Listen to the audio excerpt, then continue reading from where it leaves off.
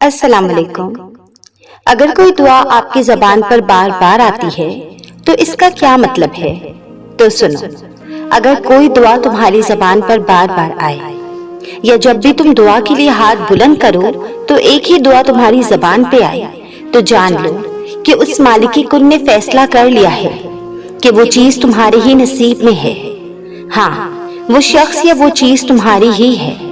بس ایک بات یاد رکھو کہ ہر کام کا وقت مقرر ہے اور وہ اپنے وقت پر ہوتا ہے۔ ہمیں نہیں معلوم ہماری کون سی دعا کب قبول ہوگی۔ بعض اوقات ہم کوئی دعا مانگتے ہیں وہ اسی وقت قبول ہو جاتی ہے اور بعض اوقات دیر سے ہوتی ہے۔ اس لیے دعا مانگنا کبھی نہیں چھوڑنا چاہیے، اللہ سے بس امید رکھنی چاہیے۔ بس ایک بات یاد رکھو، دعا میں جلد بازی اور شک کی کوئی گنجائش نہیں۔ حدیث پاک میں آتا ہے کہ رسول اللہ صلی اللہ علیہ وسلم نے فرمایا، تم میں سے کسی شخص کی دعا اس وقت تک قبول نہیں ہوتی جب تک کہ وہ جلد بازی کرتے ہوئے یہ نہیں کہتا کہ میں نے دعا کی لیکن میرے حق میں قبول نہیں ہوتی یا نہیں ہوئی۔ مزید مسلم کی دوسری روایت میں آتا ہے، حضرت ابو ہریرہ رضی اللہ تعالی عنہ سے روایت ہے کہ نبی کریم صلی اللہ علیہ وسلم نے فرمایا، جب تک کوئی بندہ گناہ یا خطا رحمی کی دعا نہ کرے اور قبولیت کے معاملے میں جلد بازی نہ کرے تو اس کی دعا قبول ہوتی رہتی ہے۔ عرض کی گئی، یا رسول اللہ، جلد بازی کرنا کیا ہے؟ آپ صلی اللہ علیہ وسلم نے فرمایا، وہ کہے کہ میں نے دعا کی اور میں نے دعا کی اور مجھے نظر نہیں آتا کہ وہ میرے حق میں قبول کرے گا، پھر اس مرحلے میں مایوس ہو کر تھک جائے اور دعا کرنا چھوڑ دے۔ ہمیشہ اچھا گمان رکھے، کیونکہ نبی کریم صلی اللہ علیہ وسلم نے فرمایا کہ اللہ تعالیٰ فرماتا ہے، میں اپنے بندے کے گمان کے ساتھ ہوں جو وہ میرے ساتھ گمان رکھتا ہے۔ یعنی جو آپ کو اس وقت ناممکن لگتا ہے وہ صرف آپ کی ہی سوچ تک ناممکن ہے، اللہ تعالیٰ کے لیے نہیں۔ اللہ تعالیٰ کن فرمائیں گے اور وہ ممکن ہو کہ آپ کے سامنے ہوگا۔ اس لیے گمان اچھا رکھیں، پازیٹیو مائنڈ سیٹ کریں، جلد بازی نہ کریں، شکوے نہ کریں، صبر سے کام لیں، کیونکہ فیصلہ جو بھی ہوگا وہ آپ کے حق میں بہترین ہی ہوگا۔ سورۃ الضحیٰ۔ کیا آپ نے کبھی شدید دکھ میں سورۃ الضحیٰ کو سنا یا پڑھا ہے؟ آپ اس کو سن کر تو دیکھیں، پڑھ کر تو دیکھیں، آپ کے دل کی تنگی تحلیل ہوگی۔ اس سورت کو ڈپریشن، اینزائٹی کی دوا بھی کہا جاتا ہے۔ اور ایک بات یاد رکھیں کہ جو تکلیف آپ چپ کر کے سہ جاتے ہیں ان کا قرب اور درد بس اللہ جانتا ہے۔ ہم اللہ اور اس کے آزمائش کے قابل نہیں ہیں۔ ہم دکھ میں جو اللہ سے سرگوشی کرتے ہیں جو کہ اللہ کے سوا کسی کو کچھ معلوم نہیں۔ اذا جاء نصر اللہ والفتح، اور تم دیکھنا اللہ کی مدد آئے گی اور وہ ایسے مدد کرے گا کہ تم گمان بھی نہیں کر سکتے۔ وہ تمہیں ایسے تھام لے گا کہ تم شکر کرتے نہیں تھکو گے۔ وہ تم پر اپنا ایسا فضل کا نظام چلائے گا کہ تم سر بسجود ہو جاؤ گے۔ پھر تم سمجھ جاؤ گے کہ جب وہ عطا کے دروازے کھولتا ہے تو بے حساب دیتا ہے۔ اس کے ایک حکم سے ناممکن ممکن بن جاتا ہے، اور جسے وہ بلند کرے اسے بھلا کون پست کر سکتا ہے؟ وہی تو ہے جو سارے خساروں کو نفع میں بدلنے پر قادر ہے۔ وہ چنتا انہی کو ہے جن کو وہ خاص کرنا چاہتا ہے۔ پھر غم کس بات کا؟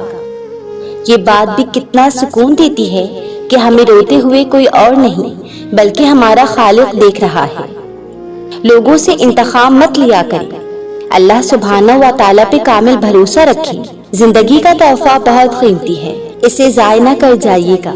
رب سے جڑ کر عبادت کو تھام کر اور محبتیں بانٹ کر اچھے نقش پیچھے چھوڑ جائیے گا۔ جب تمہیں کوئی خواہش ناممکن لگے اور نا امید ہونے لگو، صبر کرنا مشکل ہو جائے تو یاد رکھنا تمہیں جو ناممکن لگ رہا ہے وہ اس کے لیے ممکن ہے۔ نا امید نہ ہو، یہی تو صبر کرنا ہے، یہی تو اس کے کن پر کامل یقین رکھنا ہے۔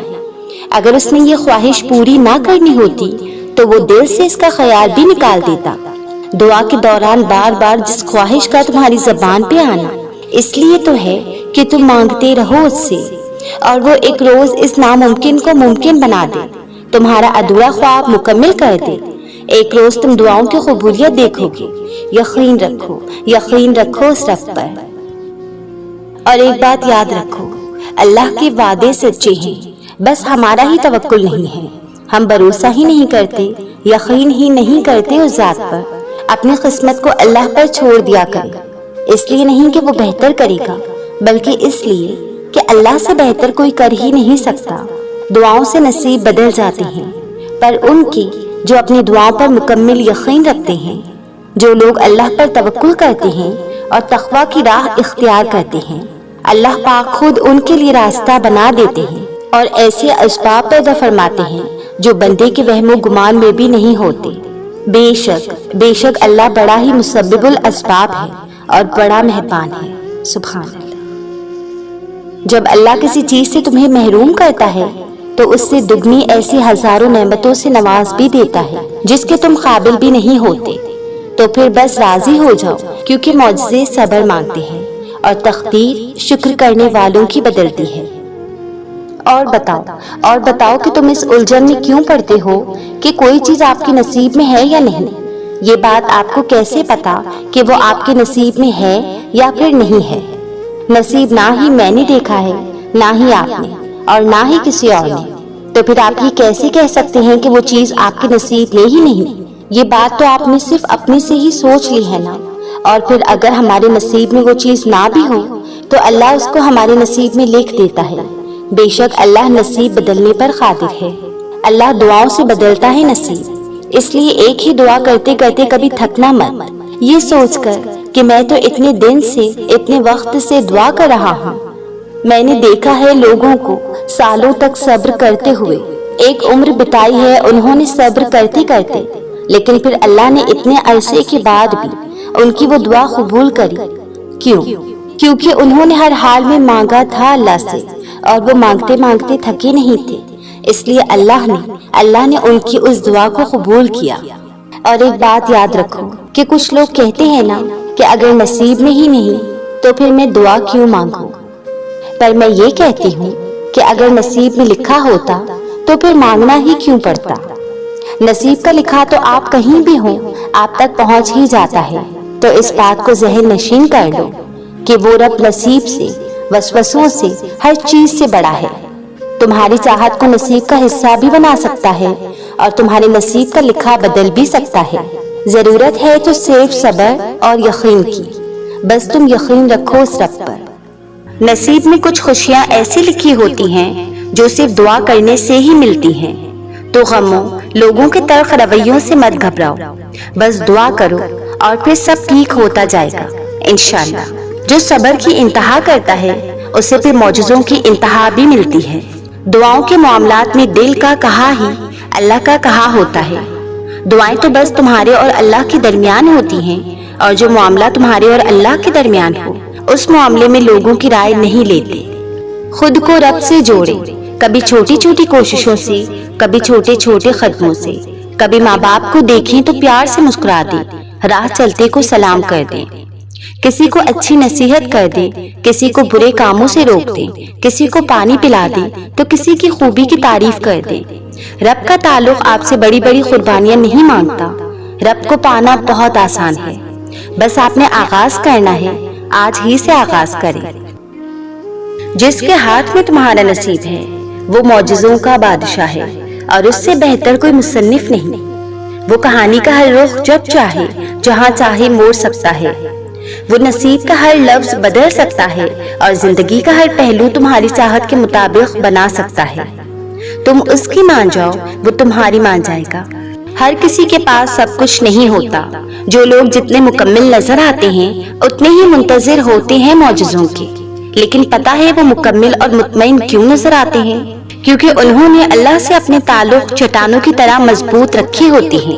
انہیں یقین ہوتا ہے، وہ دعاؤں میں رونے والے ہوتے ہیں۔ لوگ کیا کہتے ہیں اس سے انہیں فرق نہیں پڑتا۔ جس چیز کی طلب اگر تمہیں تہجد کے قریب لے آئے تو وہ چیز اللہ کبھی ادھوری نہ چھوڑے گا، وہ نواز کے ہی رہے گا انشاءاللہ۔ رک جاؤ، بہت جھک لیا تم نے اس زمانے کے آگے، اب جھک جاؤ تم صرف رب کے آگے، وہ پھر تھام لے گا، نہ گرنے دے گا کبھی تمہیں کسی اور کے آگے۔ اگر تم غموں میں اللہ کا ساتھ محسوس کر پا رہے ہو تو سنو، یہ دنیا کی ہر چیز سے بڑھ کر ہے تمہارے لیے۔ اگر ہو رہی ہے دیری تم اپنی دعائیں بڑھا دو، اگر بڑھ رہی ہے دل کی بے چینی تم اس رب کا ذکر بڑھا دو۔ جب سکون کی کمی محسوس کرو تو اللہ کے آگے توبہ کر لو، کیونکہ یہ ہمارے گناہ ہی تو ہیں جو ہمیں بے چین رکھتے ہیں۔ سنو مایوسی چھوڑ دو کہ مایوسی تو کفر ہے نا، یہ خوشیوں کو کھا جاتی ہے، یہ روح تک اداسی بڑھ دیتی ہے۔ سنو شکر کر لو، اگر کوئی پسندیدہ چیز لا حاصل بھی رہ گیا ہے تب بھی کیا پتہ شکر کرنے سے وہ لا حاصل حاصل بن جائے، کہ شکر کرنے والے کو اور زیادہ دینے کا وعدہ کیا گیا ہے۔